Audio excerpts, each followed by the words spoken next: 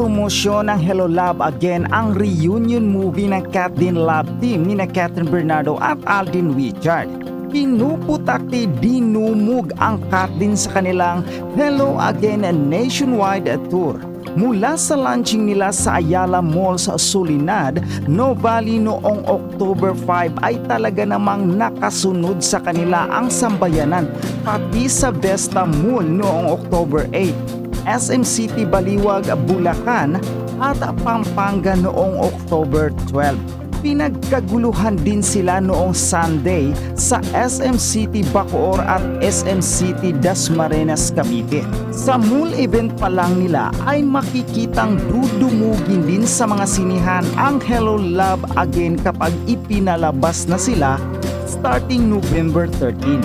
Anyway, sa Huwebes ang presko ni na Catherine at Alden para sa kanilang pelikula at komento nga ng marami.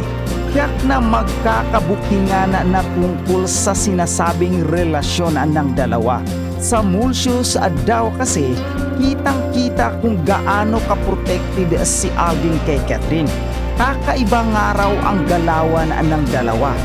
Sa preskon kaya ng Hello Love Again ay mapaami na sina Catherine Alden sa chikang may something romantic sa pagitan nila.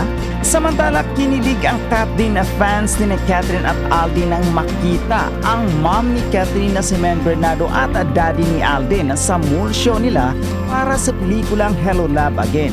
Nagkabiruan pa nga nang magkita na raw finally ang magbalae at mas sumaya pa dahil kasama ni Men ang bunsong kapatid ni Catherine at ang apo nitong si QQ. Hanggang sa sasakyan ng mga Bernardo karga ni Alden si Baby QQ na hindi naalis ang ngiti. Kasama naman ng daddy ni Alden ang sister ni Alden na si Angel at sa simula ng mall show, nasa taas lang ang ama at kapatid ni Alden. Nasa activity center naman ang kaanak ni Catherine. Akala ng fans hindi magkikita ang future magbalae kaya laking gulat at siya ng lahat nang bumaba ang daddy ni Alden at lumapit sa mami ni Catherine. Nag-usap ang mother ni Catherine at father ni Alden. Wala nga lang nakalapit para marinig ang kanilang pinag-uusapan. Ang sabi, after ng mall show, nag-treat ng dinner si Alden kina Catherine at mga taga-production ng Star Cinema at GMA Picture.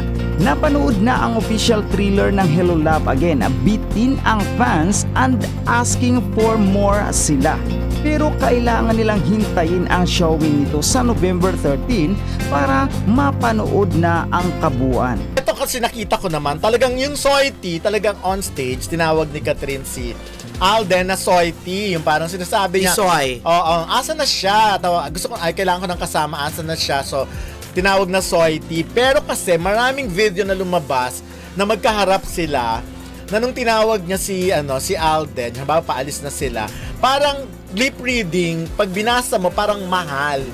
So ayoko namang sabihin na para talagang yun kasi ang layo naman, di ba? Oo naman. Hindi ko naman maririnig. Pero why not? Ano magiging reaction mo? Hindi, ito the fact na Soiti na ang tawag niya kay Alden at hindi na Alden. Hindi na bias screen name lang. Naku, sa totoo lang, no? Baka naman hindi yan ano lang. Hindi, yung Soiti, narinig ko talaga yon. Hindi, ano lang yan. Ibig sabihin, yan ang tawagan, ayun naman tawag ni Catherine pag maraming tao. Talaga, pero hindi kasi pag silang dalawa, baka meron pa silang ibang ibang tawagan. Yun nga, baka mahal nga yung tawag. Correct. Baka sabihin, dilulu ka na naman. Hindi, lahat tayo dilulu, no? Ako kasi, mas gusto ko nga yung Soiti yung tawag because, di ba pag ang tawag mo sa, ano ba, sa artista, pangalan talaga niya, screen name nga, parang nasa working environment lang kayo. Pero pag tinatawag mo na siya sa mga tawag na halimbawa yung mga tawag sa kanya ng mga malalapit niyang kaibigan or ng family niya, kung Tisoy or Soiti, ibang usapan na yun, di ba? Pero ako, yun yan, naniniwala ko na ito lang yung tawagan nila pag maraming tao, pag nasa fans. Pero meron talaga silang code name sa isa't isa. So, anong code name sa tingin mo? Baka mas bebe, wow. love, diba? Baka mahal na. Sweetie, bubu, mga gano'n. Ayun, at least maganda yun, meron na silang, kumbaga, nakikita natin yung stages ng development ng kanilang closeness. Correct. Hindi ba? Alam mo, napaka-gentleman talaga ni Alden. Correct. Oo, ang dami kong gusto Biruin mo, sa dami ng mga tao nakapaligid doon kasi nag-show na sila nag-mall tour na sila sa may Baliwag, Bulacan. Okay. Tapos nagpunta na sila sa Marquee Mall, Pampanga. Tapos Alam mo na, kahapon, Sunday, nagpunta din sila ng SM Dasmariñas and SM Bacoor. okay, kasi magkalapit lang naman pero yan. tuhog-tuhog na, di ba? Tuhog-tuhog. Okay, so- Biruin mo, walang pagkakataon si Alden na pag bumababa si Catherine, palaging nakaalalay hanggang sa paglalakad. Oo, Hindi niya na inaalintana kung makukurot man Ay, siya. parang tayo ng pananaw sa ano dyan. Yung Diba? nakakalimutan niya na isa rin siyang sikat na artista. At marami rin ang nanggigigil sa Correct. kanya. At kahit sa stage, may mga nagpapalitrato. Doon yata yung sa may Marquee Mall na maraming mga nagpapalitrato rin kay Catherine. Nakaano siya, nakaprotekta siya Correct. gano'n. Oo. Alam natin maraming mga nakapalibot na bodyguards dyan Of sa dalawang course. yan. Pero hindi pinapabayaan ni Alden na protektahan Kasi si kahit Catherine. maraming bodyguard, may mga lumulusot pa rin na, lumulusot na kamay pa rin. Hindi Okay, maiwasan. nakaganon siya Kasi talaga, talagang oh. lapit nila sa tao. Like for example, nakita ko yung isang video na maraming ang bodyguard pero may kamay pa rin ng lalaki na lumusot sa likod ni Alden. Oo Nanawakan siya at parang napatingin siya. Makikita Yun nga, natin ganun sa mga eh. events, sa mga red carpet at sa mga mall tour na ganyan, nakasabay lang yung lalaki kung yung lalaki na yung artistang lalaki tama. doon sa kasama niyang artistang babae. 'Di ba? Nakasabay lang kasi hinahayaan lang nila yung mga bodyguards, yung mga Correct, security. Pero si oo. Alden hindi nakaprotekta Tsaka siya talaga. lagi siyang either nasa gilid na minsan kasi magkaantawag yun yung abrisyete. Oo. Makahawak si Catherine kay ganyan. Or nasa likod talaga siya nakagano. Oo, nakaganon siya talaga. Yun. So, Bodyguard ang dating, no? Oo, ano to? Kevin Costner, Whitney Houston.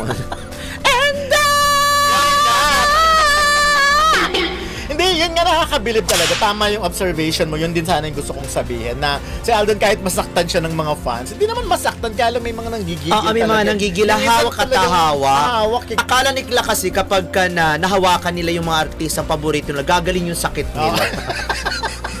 Ano yun? Jesus Christ. Aparisyon talagang pampagaling. Yun Hindi na kasi nga. si Catherine kasi siyempre sexy, di ba mga suot niya minsan Oo. sexy, nakalitawang legs, nakalitawang pusod. Siyempre poprotektahan niya ni Alden. Tsaka malitang frame ni Catherine in Siguro kung person. ikaw yung nakalitawang pusod, nakalitawang legs, tutulak. Sige na, mauna ka na. Ay, hindi ganyan si Alden. Hindi mauna ka na kasi, siyempre, di ba sa likod mo ko?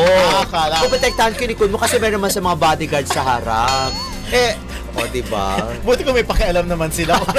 Oo nga, bahala kayo sa buhay ninyo. Pero hindi By the fair. way, sa Thursday na ang press con. Yun na nga, eto na nga, kasunod niyan, grabe holding hands si Tigan Katen, piniligay mga taga Bulacan, Yun na nga, Pampanga. Dasmariñas. and Oo. Bacoor. Pero yun, no, sabi nga nila, parang nakakalimot daw yung dalawa na fans day yun. Kasi yung sweetness talaga, or siguro magaling lang ba talaga silang artist, especially si Catherine. Alam mo, hindi. Kung tumitig kay Alden na parang, tapos pag binitawan yung linya ng kanta ng Palagi, kaya alam mo, medyo syunga-syunga ako dun sa Palagi. Nagtataka ako, bakit lagi may Palagi yung silang dalawa, Catherine Palagi. Nung pala yun yung team song, sinuot ni TJ Montero. TJ Montero at saka ni Syunga-syunga ako Casey. doon. Yung pala yung Casey Concepcion. Casey Tandingan. Yung title pala palagi, babalik pa rin sa yakap mo. Oo, kasi nga Hello Love Again, 'di ba? Hello Love Goodbye tapos Hello Love Again. Isinulat talaga 'yan para sa kanila. At ngayon pa nga lang yata naka-ano ba 'to? Naka-uploaded ba 'to sa Spotify? Yung hindi ko alam. Parang Di ako hindi pa, no? nag-Spotify, Hindi din ako Hindi na masyado. ako updated sa ganyan eh. Pero ako naniniwala magagaling na naniwala ako magagaling na artista Tinatanong lang itong kita, dalawa kasi ito. Sobrang believable na hanggang fans day, hanggang mall tour, believable talaga yung mga titigan nila. Kasi meron na nga silang, 'di ba, Okay. understanding, chemistry. Meron silang unawaan in the sense na yung wavelength ng kanilang understanding, may puso, may sumasama sa utak, 'di ba? Kasama 'yon sa galaw ng katawan. Ayun, parang muscle memory nga daw yung tawag nila doon. Muscle memory yun. Kumbaga, automatic gumagalaw kayo base sa nakasanayan nyo na. No? Kasi So hindi yung naman, titigan, carry na nila. hindi naman kasi sila yung tipo ng love team na pagkatapos ng mall tour, layas na, Oo, 'di ba? Wala nang yung pakialam sa isa't isa, bye na. Yung mga ganun, kaya nga 'di ba, sinasabi nga natin na nakikita rin naman nila na merong mga pagkain pinadadala kung ano-ano si Oo. Alden at hindi kaya na si parang titipid si Catherine ano. Kasi nagpapadala kay Alden ng mga ano. Ba't naman hindi naman kailangan ni Siyempre si Alden, Mga luto-luto. yung effort talaga galing sa kanya. Hindi ganito. Ano Hindi, tsaka yan? sa isang van na lang sila sumasakay pag lumilipat sila ng ibang mall. no? Siyempre naman. Kaya nga, di. Bakit naman sila maghihiwalay pa? Hindi, diba? siguro kung ibang artistang babae yung parang Hindi na. Kita na lang tayo doon. Oo, syempre pag magkasama sila doon sa loob ng van, nag-holding hands pa rin. Wow.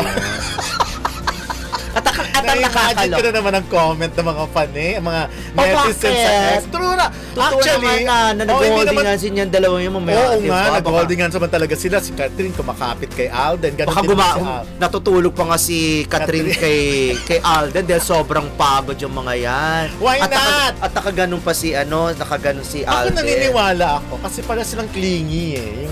Ganyan. Yung malaano sila sa isa't isa. Very physical sila. Oo, wag kayong mag-iilusyon na magkahiwalay sila ng upuan. Hindi, Oo. magkatabi ang dalawang yan. Pero hindi naman magkakandong katulad ng Kylie Mamaya na natin Alcantara. pag-uusapan yan. Yes, may topic tayo. Oo nga. Pero At- yun, at- so yun ang last na tanong ko sa'yo tungkol sa Kat Den. Naniniwala ka naman na yung titigan nila, hawakan, holding hands, sa harap ng publiko ay hindi na acting. Totoo. Oh. Totoo yun. Ano ba?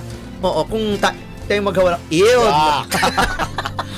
Hindi, at saka ang nakakatuwa kasi alam mo, yung nanay, si Mami Min, Mami Min. o si Mami Min, present sa halos lahat ng mall tour. Kung hindi mo kilala si Mami Min, hindi mo siya mapagkakamalang nanay ni Catherine. Kasi simple lang eh. Oo. Simple lang si Mami Min. Di ba umakyat pa nga sa stage, tapos, actually, ano pangalan ni yung... Chrysler, kapatid ba? Hindi, yung Daddy kay Aldo. Bay. Hindi, yung assistant ni... Ten. Oh, si Tente, si Mama Ten. Alam mo, hindi niya na talaga inaalalayan si Alden. Ang inaalalayan niya ay si Mami Mami Min. Oo nga, Nakakaloka. no? Si Tenten, pinapabayaan na si Alden. Oo nga, samantalang sa lahat ng mga lakad, Oo. paglalakad, 'di ba? Sa red carpet, sa kung ano ng mga event, kasama palagi sila magkasabay na naglalakad. Pero ngayon hindi.